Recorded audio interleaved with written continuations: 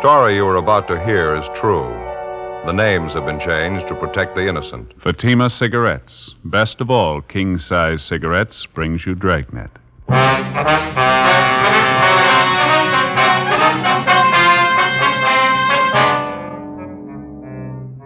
You're a detective sergeant. You're assigned to burglary detail. One of your informants contacts you by telephone. He says he wants to see you immediately. He claims knowledge of more than 24 burglaries committed in your city. He offers the information despite threats against his own life. Your job, investigate. The latest Fatima sales report shows thousands and thousands of king-size cigarette smokers are switching to Fatima. For the month of October, coast-to-coast actual figures show Fatima sales are up 110%, or more than double. Fatima, best of all king-size cigarettes. Definitely the best quality in its class, but the same price as the cigarette you're now smoking. Remember, thousands of Americans are switching to extra mild Fatima. Next time, insist on the best, king-size Fatima, in the distinctive golden yellow package.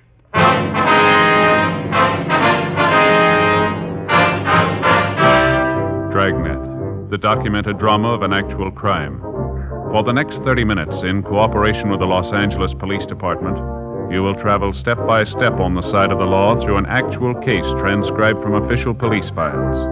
From beginning to end, from crime to punishment, Dragnet is the story of your police force in action. It was Monday, April 16th. It was foggy in Los Angeles. We were working the day watch out of burglary detail. My partner's Ben Romero. The boss is Captain Wisdom. My name's Friday. We were on the way out from the office, and it was 1:38 p.m. when we got to the corner of North Main and Sotelo Street. Johnny Cokin's Cafe. Pretty well filled up. You want to sit at the counter? No, there's a booth over there in the corner. People just leaving. Oh, yeah. Didn't see it. This is all right, isn't it? Yeah, fine. Oh, it smells good. I wonder what the special is today. No, it's up there on the blackboard. Oh, yeah. Enchilada with cheese, coleslaw, salad. Well, it does smell pretty good, doesn't it? Wish I hadn't had lunch. I should have waited. I keep forgetting Monday's enchilada day down here. Sure like the way Johnny fixes it. Hello, Friday. Ben, how are you? Hi, Roberta. Yeah, get these dirty dishes out of the way. Okay, Is it fine. going to be the special? No, we forgot today was Monday. We had lunch already. Too bad. What'll it be, just coffee? Yeah, it's fine. Friday? Yeah, same for me, Roberta. Both of them black, I guess. Okay, 2 blacks. Say, you haven't seen Smalley around this afternoon, have you, Roberta? Red Smalley? Red? No, I haven't seen him for a couple of days. Okay. Thought he said to meet him here at 1:30. Well, he'll be along. He's never been on time as long as I've known him. Yeah, I wonder what's eating him. He sounded a little excited on the phone. Did he give you any idea what it was all about? No, just said it was important. Had to see it. Hey, I was just thinking maybe I could handle one of those enchiladas after all. Yeah, there's Red. Oh, All right, fellas. Hope I ain't late. All right. Been a long time, Yeah, huh? sit down, Reg. Good to see you. Yeah, thanks. What's new with you, anyway? Oh, not too much. How's it with you? Here you are. 2 coffees black. How are you, Red? Hungry. What about a hamburger steak, huh? Some coffee, too. Hamburger, steak, and coffee, right? You're looking pretty fair shape, Reg. You working steady now? Well, you know how it goes. On again, off again. Put in a full month playing bar boy at Ziggy's joint place down in South Main, you know. Mm-hmm. What happened there? Business fell off, and Ziggy said he had to let me go. Been kind of thin ever since. I'm hustling programs out of the racetrack right now. It's not too bad. Can't afford to bet, but I get to see the races free. You can't have everything, I guess. I understand you're a little worried about something, Red. Anything serious? Well, yeah, might be. Like I was telling Romero on the phone, it wouldn't do me no good if it got out. I mean, me talking to you about it, you know. He'd probably tie a can to my tail if he knew I told you. Who's that? Guy by the name of Jeff Allen. Know him? No, it doesn't sound familiar to me. Ben? Me neither. Who is he, Red? Second-story worker. Lots of savvy, too. He's fell a couple of times on burglary raps. Knows his business, so got a lot of moxie. How long's he been in town, you know? Oh, about 6 months, I think. He come from the east, finished a stretch back in Michigan. He's a real pro. Uh-huh. What's he doing out here, Red? Well, matter of fact, that's what I want to talk to you about. Figured maybe you ought to know. Yeah? He's doing real good, the way I get it. I heard him and a couple other guys talking about it one night down at Ziggy's. They were having a couple of beers. Guess they didn't think I could hear him. What'd they have to say?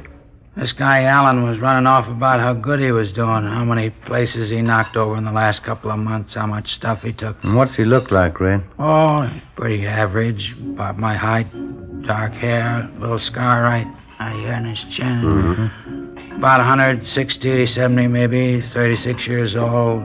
Usually wears leather jacket and black one. All right, Red, here you go. Burger, steak, coffee. Yeah, fine. Sure got a good appetite these days, working out in the air, you know. It does you good. Yeah. Yeah. I'll show you one pass around all the ketchup, Sergeant. Oh, yeah. Here you go. Oh, no. Good. These burglary jobs Alan's supposed to be pulling, Red. Where's he working them? Do you know that? Well, no, I guess I don't. It's all over town, I suppose. Sure good hamburger. When you overheard him talking to his friends, did he mention any jobs in particular that he pulled? No, but he's working hard. I know that for a fact. He pulls a new one every week or so, the way I get it. And what about his M.O., Red? Regular second-story routine. He uses a jimmy or a small pinch bar. Usually goes through a window. Does he work alone? Uh-huh, strictly.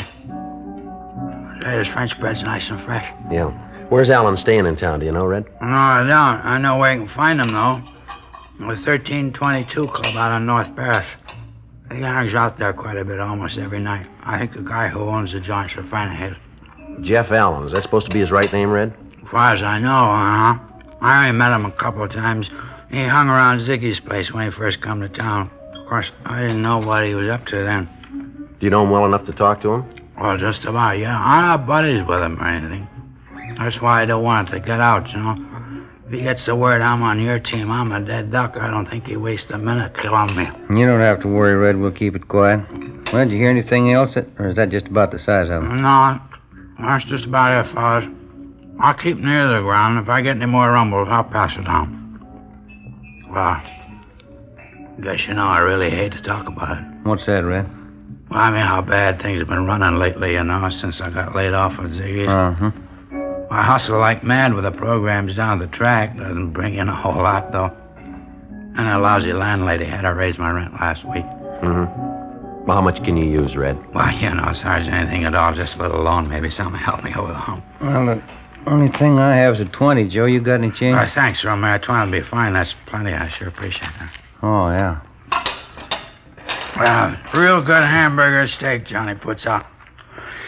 I gotta get going, fellas. Gotta be down the track. All right, Red. Thanks a lot. If there's anything else, call us, huh? You got our number. Sure thing. I'll stay right on. Mm-hmm. You want me for anything, holler, huh? I'm still at the same place. Right.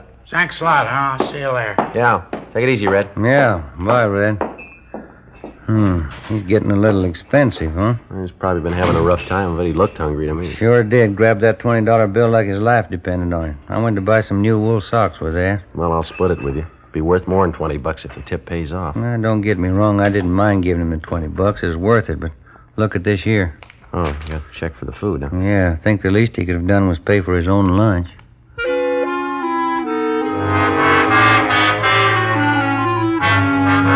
By and large, the character of the informant, in fact or fiction, isn't generally regarded with too much sympathy. To most people, the informant's nothing more than a stool pigeon, a squealer, somebody who, by the very act of informing, commits a sin against a supposedly popular unwritten law.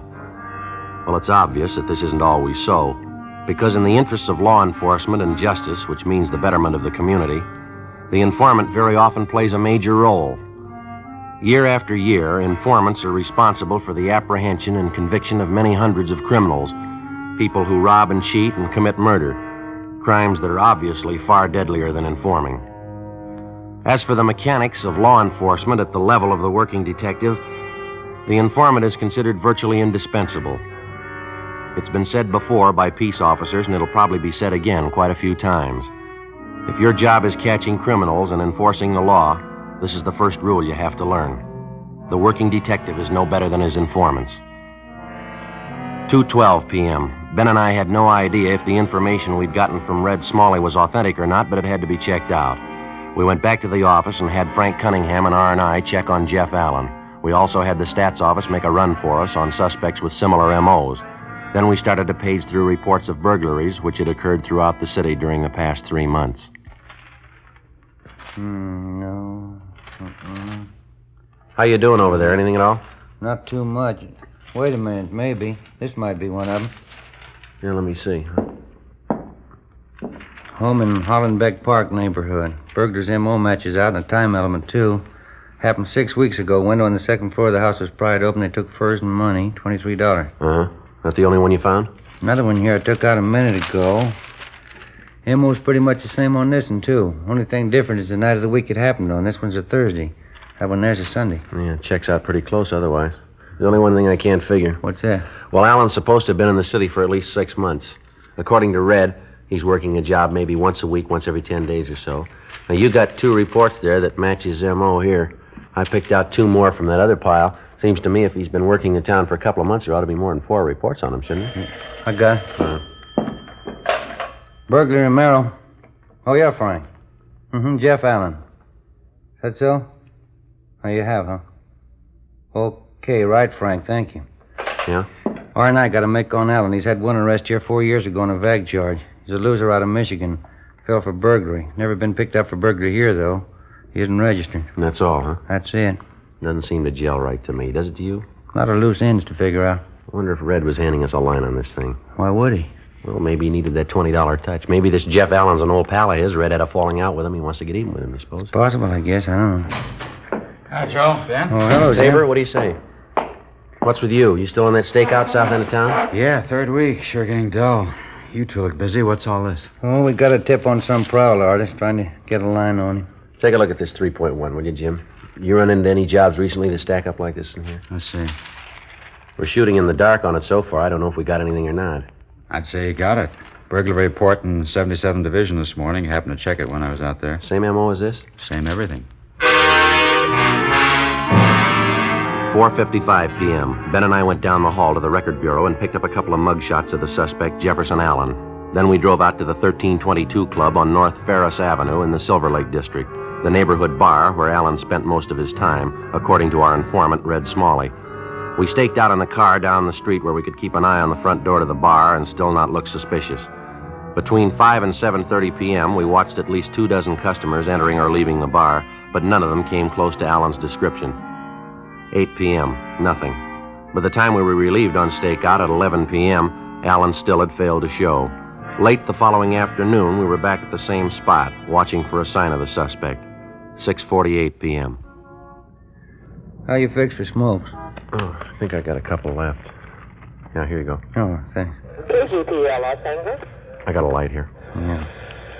11A, 6th and Spring. 11A, 6th and Spring. Hey, have a look, Joe. Gray hat, dark suit. Just came out of the bar. Yeah, it's coming this way. Yeah, I'll buy it. That's him. Getting in that blue sedan. All right, don't press him. Let's give him a good lead. Right. He's getting in. What do you think, Joe? Let's wait a minute. Yeah, okay, we're clear. All right. You got him spotted? Yeah, no trouble. That's a funny one, huh? Wonder why we didn't see him go in the bar. I don't know. Might be a delivery entrance in the back of the place we could have missed. Can you make out that license number? Can you pull out just a little? That's Yeah. good. Yeah, let's see. 7 Tom 7 972. I better check it. 80K to Control 1. 80K to Control 1. Control 1 to 80K. Go ahead. Control 1, request rolling make and DMV on 7 Tom 7 972. That's 7 Tom 7 972. Control 1 to 80K. Roger. Stand by. KMA 367. Doesn't seem to be in any great hurry. Barely poking along. Where is he now? I can't see. Just turned right onto Bronson. I want to give him plenty of lead. Uh-huh. Yeah. That's him up ahead there. He's picking up speed. Now, don't lose him. Right. Control 1 to 80K. Control 1 to 80K. Come in, please. Here we go. 80K to Control 1. Go ahead. 7 Tom 7972. The car is registered to D. Denver J. John Carpenter, 1322 North Ferris Avenue, Los Angeles. 80K to Control 1. Roger. KMA 367. Carpenter, same guy that owns the bar, isn't it? His Allen must know him pretty well. Well enough to use his car. Wonder what the pitch is there. You checked on Carpenter, didn't you? Yeah, clean bill of health, no record. Yeah, up ahead there. Now he's slowing down. Yeah. Turning up on that driveway. Pull up under that tree there, huh? Right. Yeah, that's fine. See him? Uh-huh. Getting out. going into that bungalow over there. Letting himself in the front door. No sign of anybody else there, huh? No. House was dark when we drove up, wasn't it? He couldn't be living there alone. He might be. Doesn't make much sense to me. Why would a single guy get himself a house that big? Well, let's wait it out. Maybe he'll come up with the answer. 9:15 p.m. We continued our stakeout on the bungalow on South Bronson Avenue. A little more than an hour passed when we saw the lights go out in the house. The suspect, Jeff Allen, came out the front door, locked up, got in his car, and drove off. Ben and I followed him. He drove directly to the bar on North Ferris Avenue, the 1322 Club. He parked his car and went inside. Ben and I drove back to the cottage on South Bronson and let ourselves in through the back door. A preliminary check of the house failed to give us any real proof that Allen was the suspect we wanted. The only possible lead we came up with was an expensive hunting rifle, which we found stored away in one of the closets. We copied down the serial number on the gun, drove to a neighborhood cigar store, called the office, and asked him to check out the number for us. Yeah, all right, Murph. We'll wait for the call. Yeah, thanks. How'd you do? Gonna check it through now. They'll call us. Good. I'm a little hungry, aren't you? Would you like candy bar? No, I'm getting a little tired of them. I wouldn't mind a square meal, though. My back's killing me. Never been so sore in my life. Why, what's the matter? Did you fall? No, nothing like that. It's my snoring again. You're snoring. What's that got to do with it? Almost broke my back. It was the wife's idea. She claims when I'm sleeping, I roll over on my back and snore. Says it keeps her awake all night. Well, there's not much you can do about it, is there? Yeah, the wife thought of something. Supposed to be an old home remedy. She sewed a couple of golf balls right into the back of my pajamas. You get the idea behind it? If you roll over on your back, the golf balls dig into you and you have to roll over on your side again. Mm-hmm. Well, so what happened to you? Well, I'm a sound sleeper. Rolled over on my back and stayed there. Slept on those golf balls all night. Woke up in the morning like to have died. Felt like I'd snapped a couple of vertebrae. Must be an easier way to keep you from sleeping on your back. Well, it wouldn't do any good anyhow, Joe. It just won't work. What do you mean? I snore just as loud sleeping on my side. I get it. Hello? Yeah, Murph. This is Joe Friday. Mm-hmm. W615344? Yeah, that checks. That was the serial number on it. When was that? Uh-huh. Yeah. Yeah, okay, Murph. Thanks. Bye. I think maybe we got a break. Yeah? They got a make on the gun we found. Is it registered to Allen? No, it was taken in a burglary 2 months ago.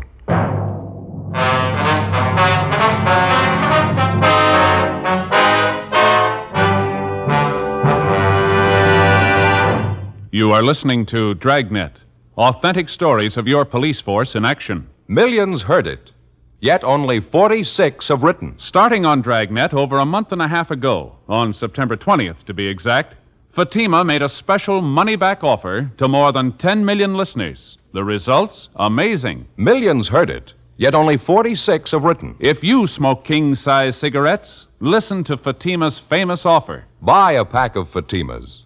Enjoy their extra mildness and superbly blended tobaccos. If you're not convinced Fatima is better than the king-size cigarette you're now smoking, just return the pack and the unsmoked Fatimas before December 1st, and we'll give you your money back, plus postage. Fatima, Box 37, New York 1. Fatima's latest sales report shows Fatima sales up in every state in America. The month of October, coast to coast, actual figures show Fatima sales up 110%, or more than double. Yes, thousands and thousands of Americans are switching to king-size Fatima. So why wait? Switch to Fatima today. Extra mild. Best of all, king-size cigarettes.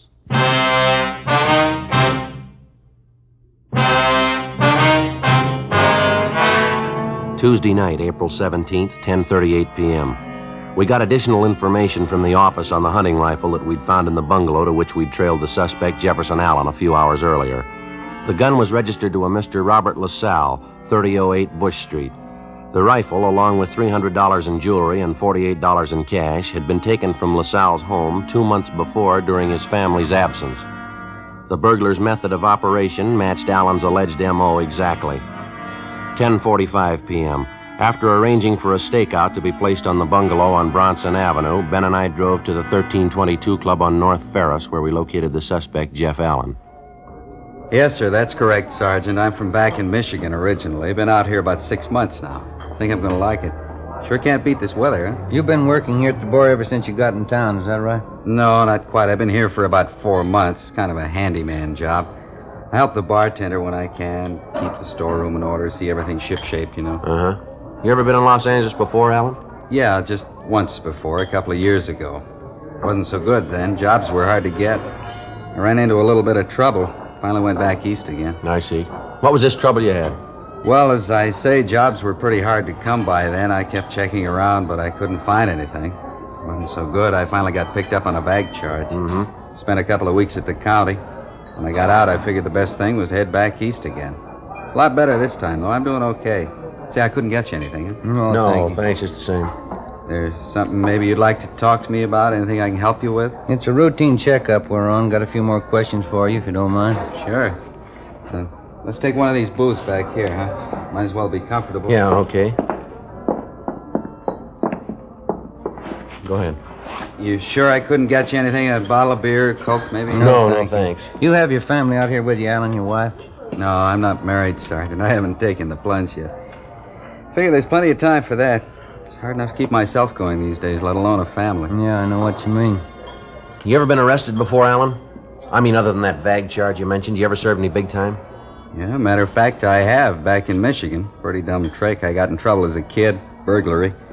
Served all my time, though. I don't owe him a day. I'm washed up with that stuff a long time ago. It just doesn't pay, that's all. Then that last time there was any trouble was that bag charge. Is that it? Yes, sir, that's it. As I say, I'm all washed up with that stuff. It doesn't pay off at all. I got wise to that. Mm-hmm. Glad to hear it, Alan. You figure you're going to stay on here, then. Make this your permanent home. Yeah, I think I might. I sure like the weather.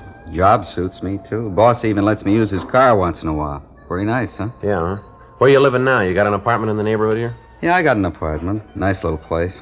Not exactly in the neighborhood, though. It's out in West Hollywood, right on a bus line. No trouble getting into work. Just a small apartment. Whereabouts in West Hollywood? You mind giving us the address? No, it's on Norwich Avenue. Why do you ask? It's part of this routine check we have to make. You mind very much if we drive out there with you, Alan, and look the place over? No, I don't mind. I mean, if you figure I need checking out, I'd just as soon clear it up now. I got nothing to hide. Do you want me to get my coat? No, that's all right. Say, I should be back here in an hour or so. What do you think? I mean, it's just a routine check. It won't take long, will it? No, not too long. I suppose you can figure that better than we can. How do you mean? You said you had nothing to hide. 11:20 p.m. We drove the suspect, Jeff Allen, to his apartment on Norwich Avenue. It was more than 2.5 miles from the bungalow on South Bronson, where we'd followed Allen earlier that night and where we'd located the stolen hunting rifle. While Ben and I made a thorough check of the apartment, Allen sat relaxed in an easy chair. Ben and I covered everything in the apartment, but there was no evidence of any loot taken in the burglaries. That's about it, Joe. Checked everything. Okay. That's about it, huh, Sergeant? You fellas want a beer before we go back to the club? Just one or two more questions, Alan, then I think we can wash this thing up. Sure, Sergeant. Do you rent some other place in town? Another house or an apartment, maybe? Another place? No, why would I do that? This is my apartment. This is where I live. Why do you ask that? About 6 o'clock tonight, you were seen going into a bungalow over on South Bronson, the same neighborhood as the club where you work. We got a pretty good idea that there's quite a bit of loot from burglaries stored in that house. I don't follow you, Sergeant. I don't know what you mean. I don't live on South Bronson. I live here. You ought to be able to tell that. You were seen going into the bungalow, Alan, about 5 minutes past 6 tonight. We found a stolen hunting rifle in the house. It was taken in a burglary. You think you want to tell us about it? No, I can't tell you anything about it. I don't have any bungalow on South Bronson. I'm not even sure I can tell you where the street is. Well, you better get your hat, mister. We'll show you. 11:48 p.m. We got in the car and started driving down Beverly Boulevard back toward the bungalow on South Bronson Avenue. When we got to the bungalow, the suspect still refused to admit that he had a key to the door or that he was in any way concerned with the place. We had him empty his pockets, and among his possessions we found a ring of keys. We tried them on the front door of the bungalow. The fourth one we tried opened it. We went inside. Alan still would admit nothing. Ben contacted the landlady next door, and she said she'd be right over. I continued questioning him while Ben checked through the house again. Hey, Joe. Oh. Joe, you want to come back here? I think we got something. Yeah, all right, Ben. You want to go ahead back there, Alan? Sure, okay. Still can't tell you what the score is, though. I don't belong in this place. It ain't mine. Well, that key you had seemed to fit the front door all right. How do you figure that? That doesn't mean anything. I had that key for years. I think it's a skeleton key. Opens almost any kind of lock. Down here, Joe. Small basement here. Leads right down off the kitchen. Yeah, all right. Go ahead, Alan.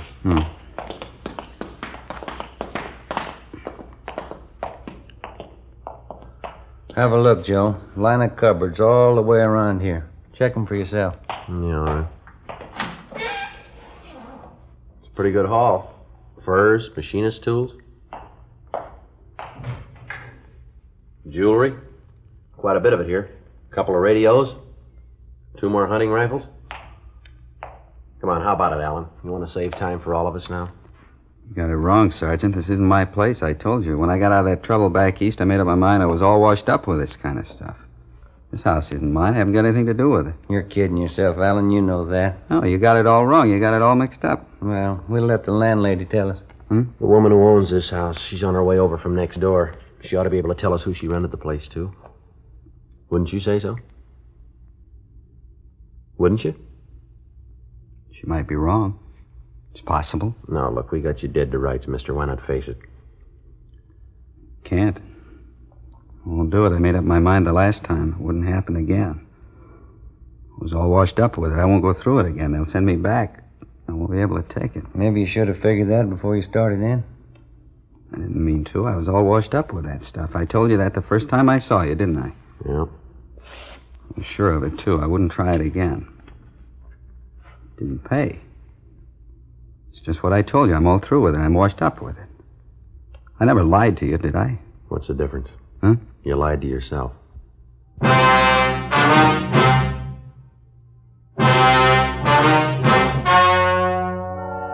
The story you have just heard was true. The names were changed to protect the innocent. On July 6th, trial was held in Superior Court, Department 86, City and County of Los Angeles, State of California. In a moment, the results of that trial. Now, here is our star, Jack Webb. Thank you. September. Fatima first made its famous money-back offer. Millions heard it, yet only 46 have written. October. Actual figures reported Fatima's sales up 110% coast to coast, or more than double. November. Thousands more switching to Fatima. So why wait? Buy Fatima. Best of all, king-size cigarettes. And Mr. Dealer, that's your cue for November. This month, with Thanksgiving and the holidays coming up, I know you'll want to get your full share of all the new Fatima business. Check your Fatima stock tomorrow. Make sure you can take care of the thousands of Americans who are switching to Fatima, insisting on Fatima quality.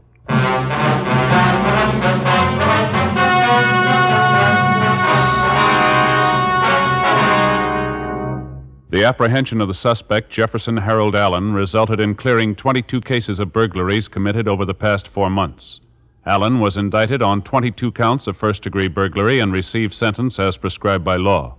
First-degree burglary is punishable by imprisonment in the state penitentiary for not less than 5 years. Ladies and gentlemen, only 2.6 patients out of every 100 reaching the most forward hospitals in Korea died later. The comparable figure in World War II was 4.5. According to official medical statements, the almost miraculous success in saving the lives of casualties is owing in part to the prompt use of blood plasma on the battlefield and whole blood in military hospitals. Whole blood reduces shock, a potential killer, and replaces blood lost through bleeding. In the treatment of many battle casualties, there's no substitute for blood. Every American who has given blood can and should feel he personally has contributed directly to the saving of the life of an American boy. This month, your country is short 300,000 pints of blood. Please give your blood and save a life.